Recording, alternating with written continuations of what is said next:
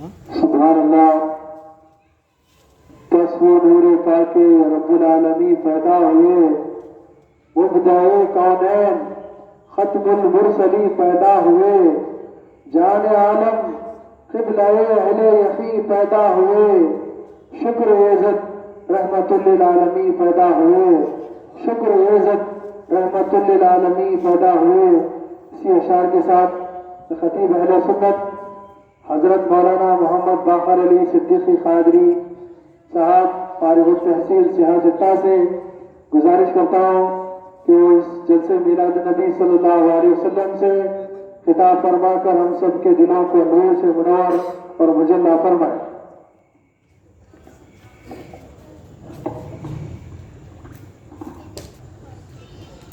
السلام علیکم ورحمۃ اللہ وبرکاتہ۔ الحمد للہ رب العالمین والصلاة والسلام علی سید الاولین والآخرین نبی الانبیاء والمرسلین وعلی آلہ واصحابہ ومن تبعہم بإحسان الی یوم الدین، اما بعد فأعوذ باللہ من الشیطان الرجیم، بسم اللہ الرحمن الرحیم۔ الذی یراک حین تقوم وتقلبك في الساجدين، صدق الله العظيم وصدق رسوله النبي الأمين الكريم ونحن على ذلك لمن الشاهدين والشاكرين۔ الحديث عن رسول الله صلى الله عليه وسلم أنا النبي لا كذب وأنا ابن عبد المطلب او کما قال علیہ الصلوۃ والسلام۔ ادائے دید سراپا نیاز تھی تیری، ادائے دید سراپا نیاز تھی تیری، کسی کو تکتے رہنا نماز تھی تیری۔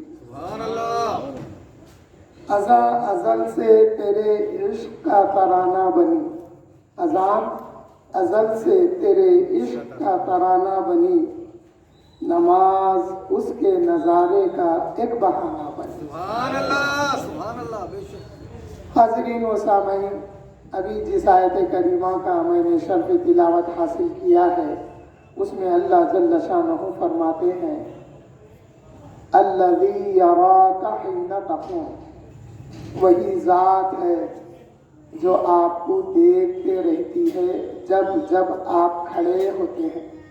پھر اس کے آگے کی آیت میں اللہ جل شانہ فرماتے ہیں وَتَقَلُّبَكَ فِي السَّاجِدِينَ، اے میرے محبوب، اے میرے پیارے مصطفیٰ، میرے محبوب، میں نے آپ کو سجدہ ریز پیشانیوں سے گزار دیا ہے۔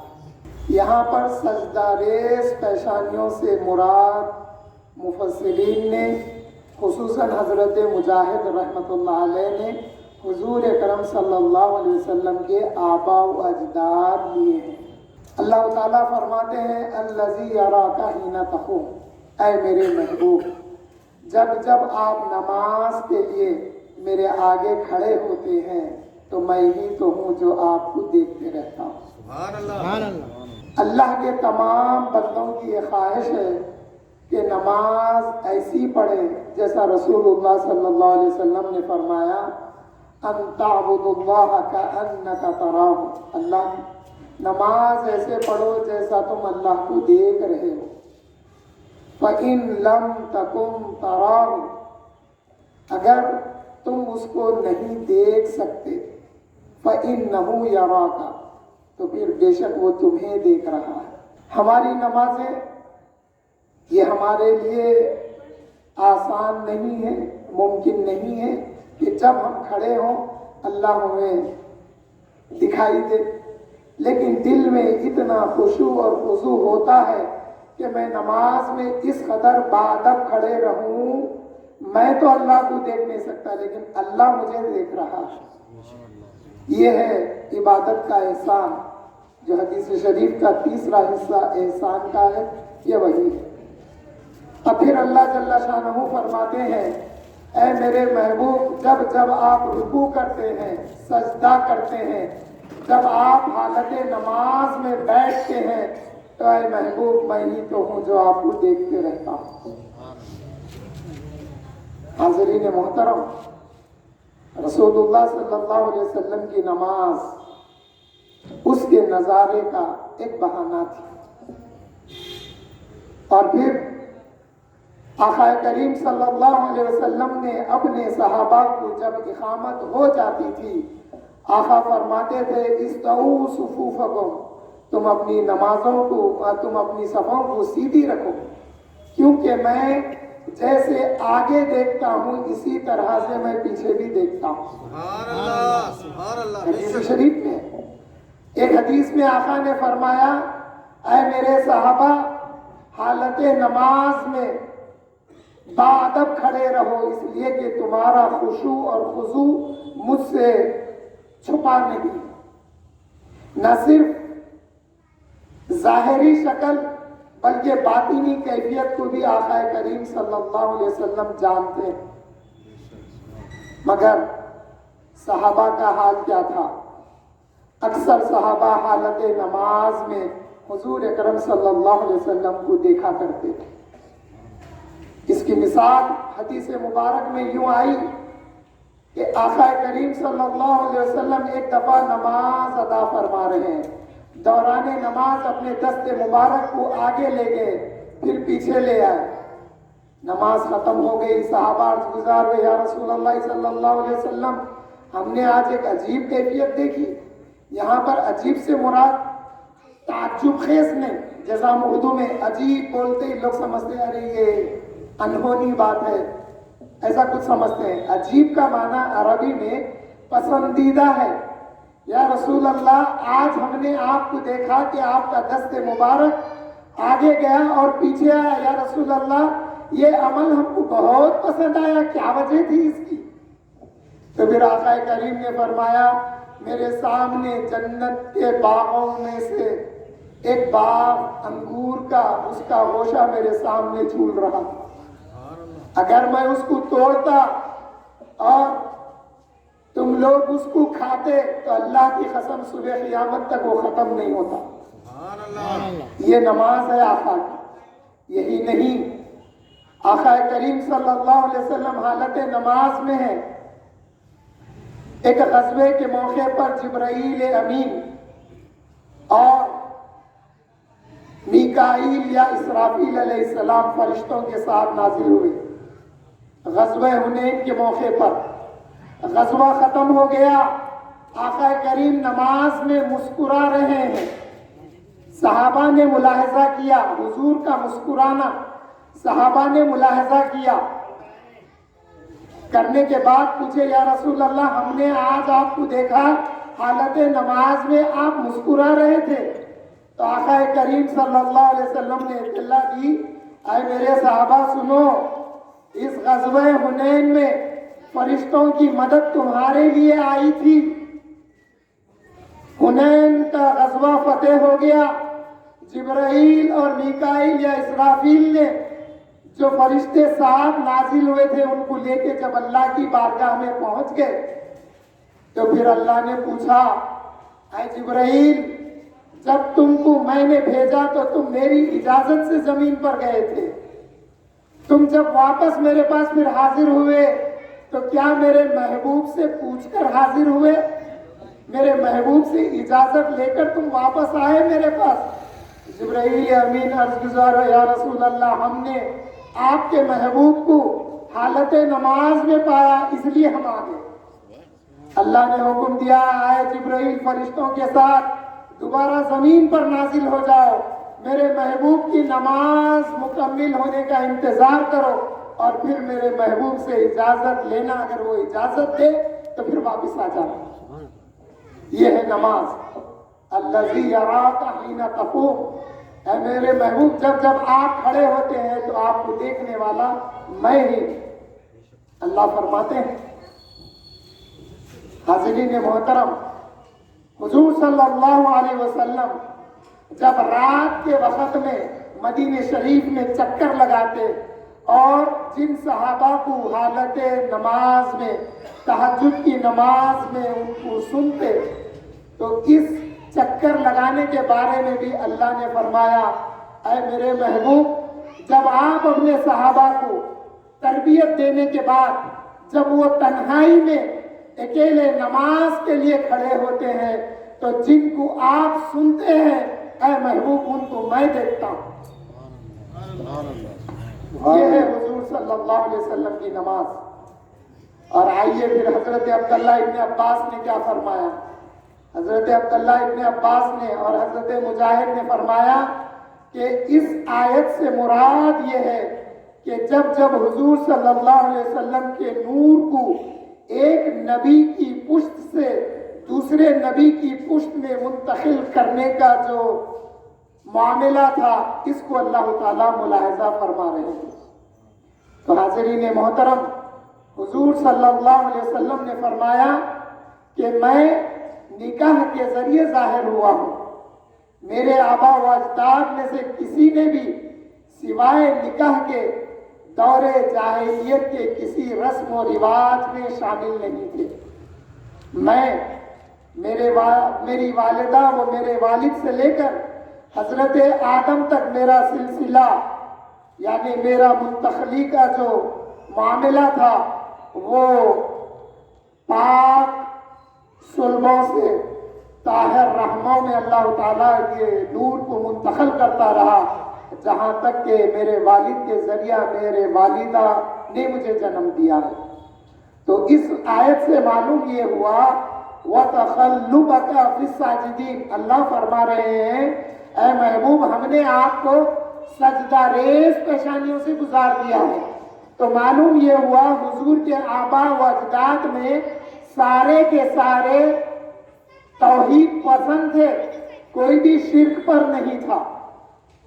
اب جو لوگ کہتے ہیں کہ قرآن میں جس آزر کا ذکر آیا حضرت ابراہیم نے اپنے والد آزر سے کہا تو یہ آزر بت بنانے والے تھے, بت بیچتے تھے اور یہ اسلام پر نہیں تھے. تو پھر مفسرین نے بتایا عرب میں چچا کو بھی والد کہا جاتا ہے. اسی بات کی تصدیق آقا کریم صلی اللہ علیہ وسلم نے فرمایا العم سن الوالد چچا باپ کی طرح ہے. چچا باپ کی طرح ہے تو معلوم ہوا چچا کا مقام و مرتبہ والد کے برابر ہے. تو وہاں پر حضرت ابراہیم نے وَإِذْ قَالَ إِبْرَاهِيمُ لِأَبِيهِ آزر جو آیا ہے وہ ان کے والد نہیں تھے, آزر ان کے چچا تھے. اب یہ بات کہہ کے مسلمانوں میں ایک شک و شبہ پیدا کیا جاتا ہے. ایسے موقعوں پر روک دینا, یہ بیگا لے کے جانے والے, یہ بگونے لے کے جانے والے, پھر ایک گٹھا بیٹھ کے دین کی بات کرنے والے. میں جب جب سنا ہوں ایسے لوگوں کو روک دیا ہوں. مغرب کی نماز ختم ہوتے ان میں کا کھڑے ہو کے بولتا بھائیو دین کی بات ہوگی, کچھ دیر کے لیے تشریف رکھیے, اللہ کا شکر ہے اللہ نے نماز کا موقع دیا, ہم نماز پڑھے. دیکھو ابراہیم کے والد آزر جو تھے وہ مشرک تھے. ایسوں کو امیڈیٹ پکڑ لیتا ہوں میں. کیا بولے حضرت ابراہیم کے والد آزر نہیں, حضرت ابراہیم کے والد کا نام آپ فون میں دیکھیے. آج کل ٹیکنالوجی بڑی آسان ہو گئی ہے. پہلے کا دور تھا سینٹرل لائبریری کو جا کے کتابیں نکال کے بیٹھ کے ڈھونڈ کے پڑھنا پڑتا تھا. آج گوگل ایک ایسا استاذ ہو گیا ہے, آپ حضور کے والدین ماریں گے تو اس میں پورے آبا و اجداد کے نام آتے, اور آپ اس میں دیکھیں گے تو آزر کا نام نہیں آئے گا, اس میں نام آئے گا طارق یا طارق. پروننسیشن میں فرق ہے. تو پتا چلا حضرت ابراہیم کے والد کا نام طارق یا طارق ہے. وہ مسلمان تھے, وہ مشرک یا کافر نہیں تھے. تو حاضرین محترم حضور اکرم صلی اللہ علیہ وسلم نے فرمایا میرے والد حضرت آدم سے لے کر حضرت عبداللہ تک یعنی حضور صلی اللہ علیہ وسلم کی وجہ سے حضرت آدم کو اللہ نے جو لقب ادا کیا تھا وہ تھا ابو محمد. حضرت آدم کا لقب تھا ابو محمد، اور آقا کریم نے جیسا فرمایا، میں نے حدیث شریف کا جو شعر پڑھا ہے اس میں آقا فرماتے ہیں انا النبی لا کذب۔ آقا جب غزوہ بدر کی طرف تشریف لے جا رہے تھے تو اپنی سواری پر یہ شعر پڑھ رہے تھے، گویا کہ یہ شعر صحابہ کو بھی سنا رہے تھے اور دشمنوں سے بھی مخاطب تھے۔ آقا فرما رہے تھے انا النبی لا کذب، اے لوگوں سنو، میں وہ نبی ہوں جو سچ کے سوا کچھ نہیں کہتا۔ مگر اس شعر کا ترجمہ کرنے والے بہت سارے لوگوں کو شوق ہے، قرآن کا ترجمہ کر دیے، قرآن کا ترجمہ پڑھ لیے۔ بعض ترجمے ایسے ہوتے ہیں وہ حقیقت سے ہٹ کے ہوتے، بعض ترجمے گمراہی کی طرف جاتے۔ اب جیسا مثال بتا رہا ہوں میں، آقا کی مثال بے مثال ہے، آقا کی مثال بے مثال ہے، جیسے اللہ کی مثال لیس کمثلہ شیء، اللہ کی مثال جیسی کسی کی مثال نہیں ہے، تو پھر اللہ کے محبوب جو ہیں ان کی مثال کی طرح بھی کوئی مثال نہیں ہے۔ مگر بات سمجھانے کے لیے بول رہا ہوں، والد ہماری والدہ کو نام سے بلا سکتے، مگر ہم اپنی امی کو نام سے نہیں بلا سکتے۔ اس شعر میں آقا فرمائے انا النبی لا کذب، اب اس کا لفظی ترجمہ نہیں کریں گے کہ آقا نے فرمایا کہ میں وہ نبی ہوں جو جھوٹ نہیں بولتا، ٹھیک ہے لفظی ترجمہ، مگر ادب نہیں ہے اس میں۔ اگر یہ شعر اردو زبان میں ہوتا تو کیا ایسا کہا جاتا؟ جیسا عربی میں آپ کو بھی بولنا ہے تو انتا بولیں گے، بڑی عمر کے شخص کو بھی بولنا ہے تو انتا کا لفظ استعمال میں آتا، مگر اردو میں ہم عمر کو تمہارا کہہ سکتے ہیں، بڑوں کو تمہارا نہیں کہہ سکتے، آپ کا کہیں گے بڑوں کو، یہ ادب ہے اردو کا۔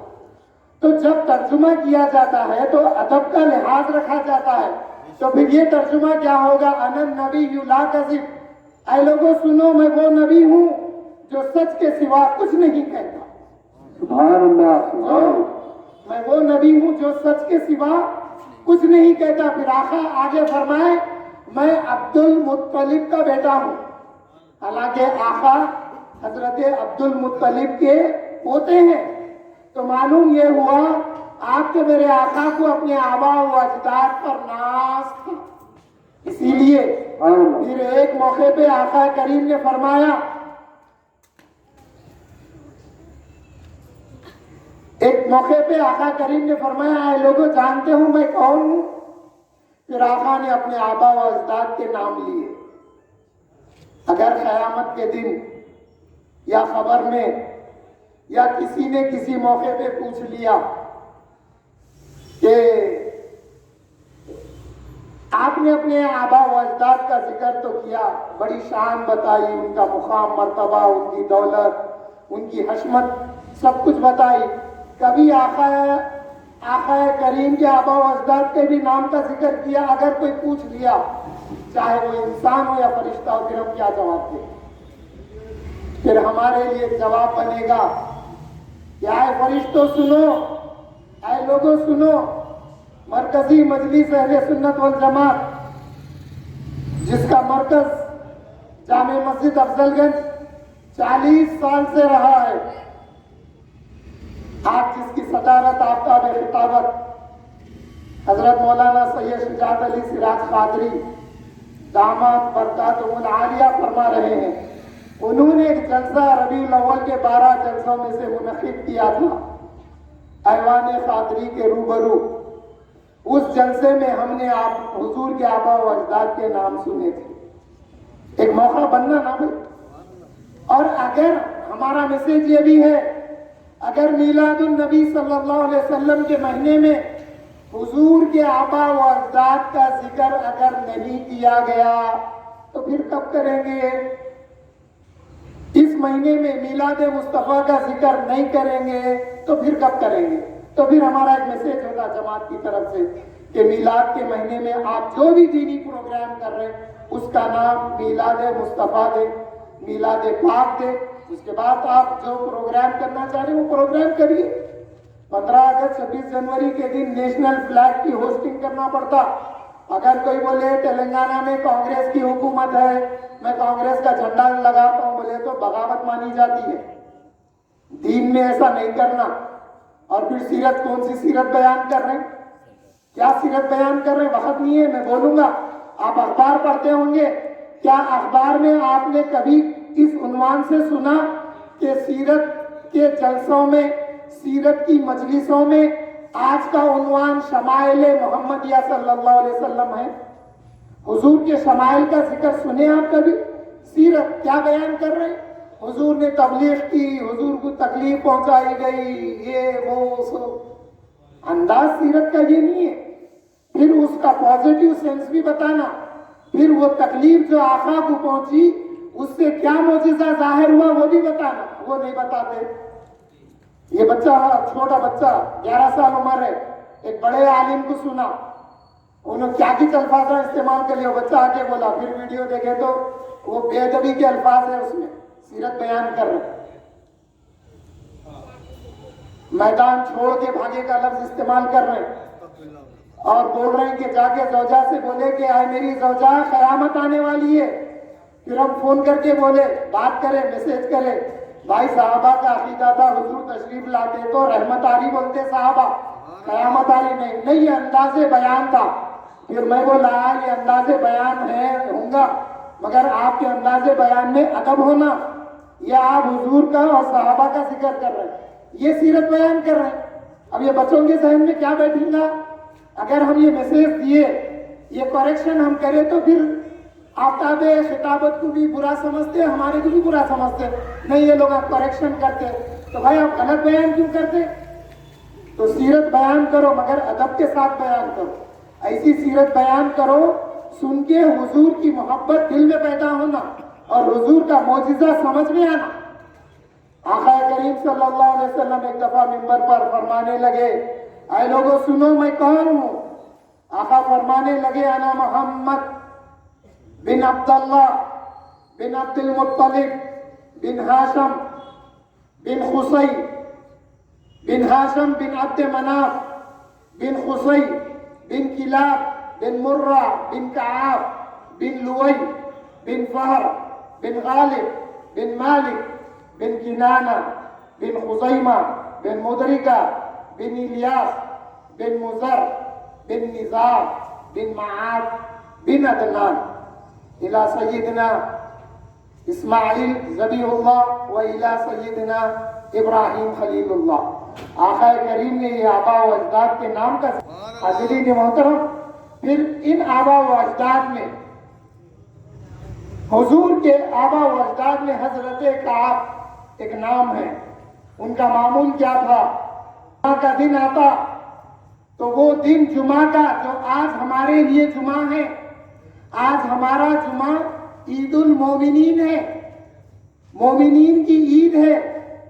اسی جمعہ میں حضرت آدم کی تخلیق ہوئی اور جمعہ کے دن حضرت آدم کو نازل کیا گیا.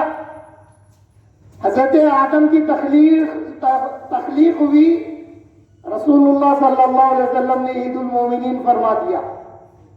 تو پھر حاضرین محترم, حضرت کعب کا یہ معاملہ تھا. ان کے دور میں جمعہ کا نام عید العروبہ تھا, عربوں کی عید. اس میں حضرت کعب حضور اکرم صلی اللہ علیہ وسلم کی فضیلت بیان کرتے, آپ کی عظمت بیان کرتے, آپ کی شان بیان کرتے اور لوگوں کو بتاتے کہ اے لوگوں دیکھو یہ جو اللہ کے آخری نبی ہیں جن کا نام زمین پر محمد ہوگا, ان کا نام آسمان میں احمد ہوگا, وہ میری خوش نصیبی ہے کہ میرے سلسلے سے وہ آنے والے ہیں. حضرت کعب بتاتے یہ بات. اور پھر حضرت نزار ایک نام ہے. حضرت نزار, ان کا معاملہ کیا تھا؟ جب ان کی ولادت ہوئی تو آقا کریم صلی اللہ علیہ وسلم کا نور مبارک ان کی پیشانی میں چمکنے لگا, جلوہ فروز ہوا. ان کے والد دیکھ کے خوش ہو گئے کہ جو نور میرے ماتھے میں تھا وہ نور اب میرے بچے کے ماتھے میں چمک رہا ہے۔ اس سے خوش ہو کر انہوں اپنی قوم کو کھانا کھلائے اور پھر قوم سے بتایا کہ اے میری قوم سنو، یہ جو میں کھانا کھلا رہا ہوں اس نور مصطفیٰ کے سامنے میں جو کچھ کھلا رہا ہوں یہ کچھ بھی نہیں ہے۔ یہ جو نور مصطفیٰ میرے بچے کے ماتھے میں چمک رہا ہے، میں جو کھانا کھلا رہا ہوں ساری قوم کو کھانا کھلائے، کچھ لوگوں کو نہیں، ساری قوم کو کھلا کے کہہ رہے ہیں کہ اس نور کے چمکنے کی خوشی میں نے جو کچھ خرچ کر دیا ہے اس نور کی چمک کے سامنے اس کی اہمیت کچھ بھی نہیں ہے۔ یہ ہے حضرت نزار۔ پھر آئیے حضرت الیاس کی ایک نام لیا میں نے، وہ الیاس علیہ السلام نبی ہے۔ یہ جو الیاس ہے یہ غیر نبی ہے، حضور کے آبا و اجداد میں ہے حضرت اسماعیل علیہ السلام کے بعد۔ حضور کی سیرت نگاروں نے بتایا اور امام جلال الدین سیوطی رحمت اللہ علیہ نے بتایا کہ حضرت اسماعیل اور حضرت عدنان کے بیچ میں 36 آبا و اجداد ہیں۔ حضرت امام جلال الدین سیوطی نے فرمایا کہ ان کے نیمز آتھینٹک ریفرنس سے پروف نہیں ہے، اس لیے وہ خاموش ہے، تو پھر ہم بھی خاموش ہیں۔ تو حضرت عدنان اور حضرت اسماعیل کے بیچ میں 36 آبا و اجداد ہیں۔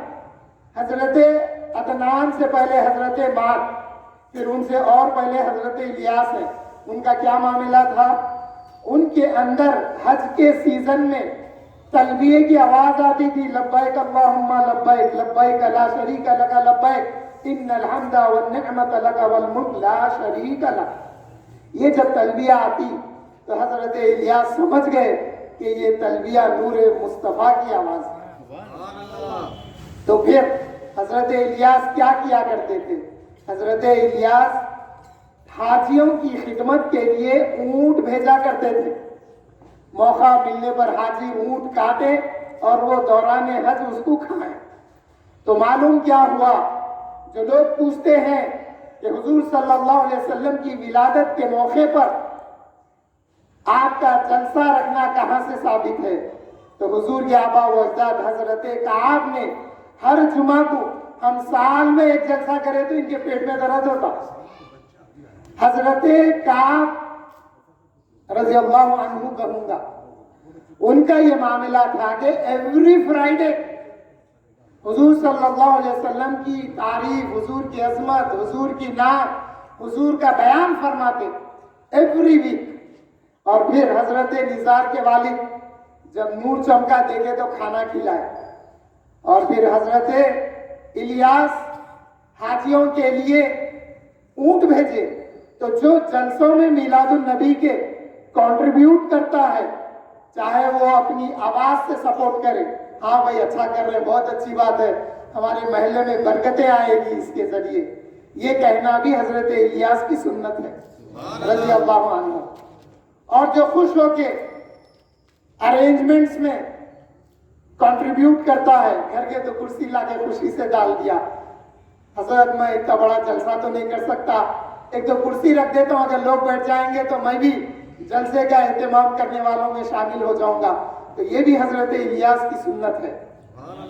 جو جس طرح سے اس میں کنٹریبیوٹ کرتا ہے اس کا ریفرنس ہمارے پاس موجود ہے۔ حضرت عبداللہ محدث دہلوی رحمت اللہ علیہ نے مدارج النبوہ میں اس باتوں کا ذکر کیا ہے۔ پھر ہم سے پوچھتے ہیں کہ یہ کہاں ہے، تو بھائی کتابیں پڑھیے، کتابوں میں موجود ہے۔ ایسے جلسوں میں آئیے، یہ جلسوں میں آ کے سنیے جہاں پر ریفرنس کے ساتھ بات کی جاتی ہے۔ ادروائز آپ کو پوچھنا ہے تو پوچھیے، پھر ہم ریفرنس بتائیں گے۔ یہ جلسوں میں شیز کر کے بیان نہیں کیا جاتا۔ پھر اگر کھانے کھلانے کا کوئی پوچھتے ہیں تو پھر ہمارے پاس کھانے کھلانے کا بھی ریفرنس ہے، اور اگر کوئی واضح بیان کا پوچھتے ہیں تو واضح بیان کا بھی ریفرنس ہے۔ یہی نہیں، آئیے اور اس سے آتھینٹک سورس بتاتا ہوں میں۔ آقا کریم صلی اللہ علیہ وسلم ہر دوشنبے کے دن اور ہر جمعرات کے دن روزہ رکھا کرتے تھے۔ صحابہ نے پوچھا یا رسول اللہ یہ جو آپ ایوری ویک منڈے اور تھرسڈے کا روزہ رکھتے ہیں یا رسول اللہ یہ کیا وجہ سے ہے؟ آقا کریم صلی اللہ علیہ وسلم نے فرمایا کہ اے لوگوں سنو، اسی دن میں پیدا ہوا اور یہی دن میری بعثت کا بنا، یعنی پیر کے دن میں پیدا ہوا اور پیر کے دن میں نے اعلان نبوت کیا اللہ کے حکم سے۔ تو معلوم ہوا حضور اپنی ولادت کی خوشی میں ہر دوشنبے کے دن روزہ رکھا کرتے تھے۔ سبحان اللہ۔ ہم سال میں ایک دن میلاد منائے تو ان کے پیٹ میں درد کیوں ہوتا ہے؟ یہی نہیں، چلیے ایک آخری بات کر کے اپنی بات کو پوری کر لیتا ہوں۔ امام بخاری نے ابواب الرضاعہ، امام بخاری نے بچوں کو دودھ پلانے کے باب میں ایک حدیث شریف لائی ہے۔ وہ کیا حدیث ہے؟ حضرت عباس ابن عبد المطلب رضی اللہ عنہ، حضور کے چچا، خواب دیکھے، خواب میں آپ نے دیکھا ابو لہب کو۔ ابو لہب سے پوچھے اے ابو لہب مرنے کے بعد تیرا کیا بنا؟ تو بڑا مخالف تھا رسول اللہ صلی اللہ علیہ وسلم کا، مرنے کے بعد کیا بنا؟ کہنے لگا ابو لہب اے میرے بھائی عباس، بڑی تکلیف میں ہوں، بڑے شدید عذاب میں ہوں، مگر جب کبھی پیر کا دن آتا ہے تو مجھے یہ 2 انگلیوں سے، یا یہ 1 انگلی کا ذکر آیا ہے، 2 انگلی کا ذکر ہے، اس کے ذریعے مجھے پانی اور شہد ملتا ہے جس سے میرے عذاب میں تخفیف ہو جاتی ہے۔ سبحان اللہ۔ سبحان اللہ۔ پھر اس کی وجہ بھی بتا دیا اس نے خواب میں۔ کہنے لگا اے میرے بھائی عباس، جس بھتیجے کی میں زندگی بھر مخالفت کرتا رہا، ہائے میری بدقسمتی، مگر جس دن اس کی ولادت ہوئی تھی نا، میری ایک باندی تھی، اس کا نام تھا سویبہ، وہ وہاں پر خدمت کے لیے گئی ہوئی تھی۔ جب نور مصطفیٰ ظاہر ہوا، جب میرے بھتیجے دنیا میں تشریف لائے تو وہ آ کر مجھے اطلاع دی، خوشخبری دی، اے ابو لہب مبارک ہو تجھے، خوشخبری ہے تیرے لیے، تیرے بھائی مرحوم حضرت عبداللہ کے گھر بیٹا پیدا ہوا ہے۔ تو حضور کی ولادت کی خوشی میں ابو لہب نے اپنے ہاتھ کے 2 انگلی کے اشارے کیا۔ بعض روایت میں آیا 1 انگلی کے اشارے سے کہا اے سویبہ سن، اس خوشخبری کی بنا پر میں تجھے آزاد کر دیتا ہوں، تو نے میرے بھتیجے کی ولادت کی خوشخبری دی ہے، میں تجھ کو آزاد کر دیتا ہوں۔ اتنا سن لے کے خاموش ہو جانا نہیں، اس میں کئی سوال پیدا ہوتے۔ حضرت عبداللہ محدث دہلوی اور دوسرے شارحین نے اس کی بڑی لطیف شرح کی ہے، 1-2 منٹ میں سنا کے اپنی بات کو پوری کر لیتا ہوں۔ سوال کرنے والے سوال کرے، ابو لہب مرا اور وہ خواب میں آیا، تو سوال کرے کہ وہ جو واقعہ تھا وہ کفر کی حالت کا تھا ابو لہب کی، وہ آگے سنایا، تو پھر جواب یہ دیے حضرت عباس حالت ایمان میں تھے، حضرت عباس ایمان لا چکے تھے اور آپ نے خواب اسلام کی حیات میں دیکھا۔ یہ ہو گیا۔ پھر سوال ہوا کہ جب ایک کافر، ایک مشرک، ایک دشمن خدا و رسول کو اللہ تعالیٰ ہر دوشنبے کے دن اس کے عذاب میں تخفیف کرتا ہے، تو پھر اہل ایمان جو میلاد النبی صلی اللہ علیہ وسلم کا اہتمام کرتے ہیں، اس میں شریک ہوتے ہیں، اس کے کرنے سے خوش ہوتے ہیں، اس کے کرنے والوں کی ہمت افزائی کرتے ہیں، دعائیں دیتے ہیں، تو پھر ان کو کیا کیا انعام نہیں ملے گا؟ تو پھر جواب دیا کہ ہاں ان کو بہت انعام ملے گا۔ وہ اگر وہ گناہگار ہیں تو ان کے عذاب میں تخفیف ہوگی، اور وہ نیکار ہیں تو اللہ ان کے درجات کو بلند کرے گا۔ تو حاضرین محترم، میلاد النبی صلی اللہ علیہ وسلم کے جلسوں کو آرگنائز کریے، کنڈکٹ کریے، اس کے ساتھ کنٹریبیوٹ کریے۔ اللہ تعالیٰ سے امید ہے، اللہ تعالیٰ سے دعا ہے کہ ہمارا خاتمہ ایمان پر فرما، مرنے سے پہلے حضور صلی اللہ علیہ وسلم کا دیدار عطا فرما، مرنے سے پہلے زبان پر کلمہ طیب لا الہ الا اللہ محمد رسول اللہ نصیب فرما۔ کی محمد سے وفا تو نے تو ہم تیرے، کی محمد سے وفا تو نے تو ہم تیرے۔ اللہ بندوں سے فرما رہا، اے بندو تم اگر محمد سے وفا کیے تو کی محمد سے وفا تو نے تو ہم تیرے ہیں۔ یہ جہاں چیز ہے کیا، لوح و قلم تیرے ہیں، والحمد للہ رب العالمین۔